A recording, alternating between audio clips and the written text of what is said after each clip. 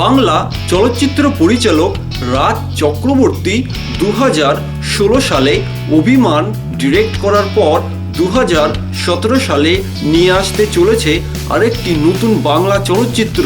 এই চলচ্চিত্রটির নাম হচ্ছে চ্যাম্প। 2017 সালে একটি আপকামিং বেঙ্গলি বক্সিং চলচ্চিত্র। এই চ্যাম্প চলচ্চিত্রে লিড রোল করছে দেবকে আপনারা চ্যাম্প চলচ্চিত্রে একটি হেভিওয়েট বক্সারের ভূমিকায় অভিনয় করতে দেখতে পাবেন। আর এই চ্যাম্প চলচ্চিত্রে নতুন নায়িকা রুক্মিণী মিত্রকে আপনারা দেখতে পাবেন। সুপার মডেল রুক্মিণী মিত্র এই প্রথমবার বড় পর্দায় পা রাখতে চলেছে।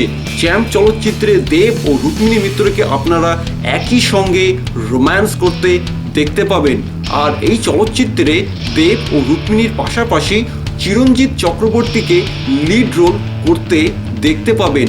টলিউড ইন্ডাস্ট্রি থেকে যে খবরটি আসছে, চ্যাম্প চলচ্চিত্রটি একটি বক্সিং চলচ্চিত্র, তাই চ্যাম্পের জন্য দেব রীতিমতো বক্সিংয়ের ট্রেনিং নিয়ে চলেছে।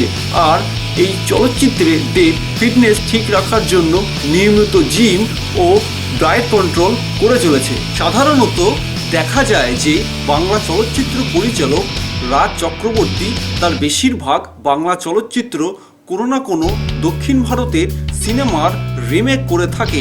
তার আগের চলচ্চিত্র কাঠমান্ডু, যেটি ছিল রাজ চক্রবর্তীর সম্পূর্ণ নিজস্ব চিন্তাভাবনায় তৈরি একটি বাংলা চলচ্চিত্র। তারপর এই নতুন বাংলা চলচ্চিত্র চ্যাম্প রাজ চক্রবর্তীর সম্পূর্ণ নিজস্ব চিন্তাভাবনায় তৈরি একটি চলচ্চিত্র হতে যাচ্ছে। চ্যাম্প চলচ্চিত্রটির বেশিরভাগ শুটিং কলকাতা ও হাওড়াতে শ্যুট করা হয়েছে। এই চলচ্চিত্রে মিউজিক দিচ্ছে জিৎ গাঙ্গুলি। আর এই চ্যাম্প চলচ্চিত্রটির প্রোডাকশন কোম্পানির নাম হচ্ছে দেব এন্টারটেইনমেন্ট ভেঞ্চার্স। আর যদি সবকিছু ঠিকঠাক থাকে তাহলে 2017 সালের ঈদে চ্যাম্প চলচ্চিত্রটি মুক্তি পাবে।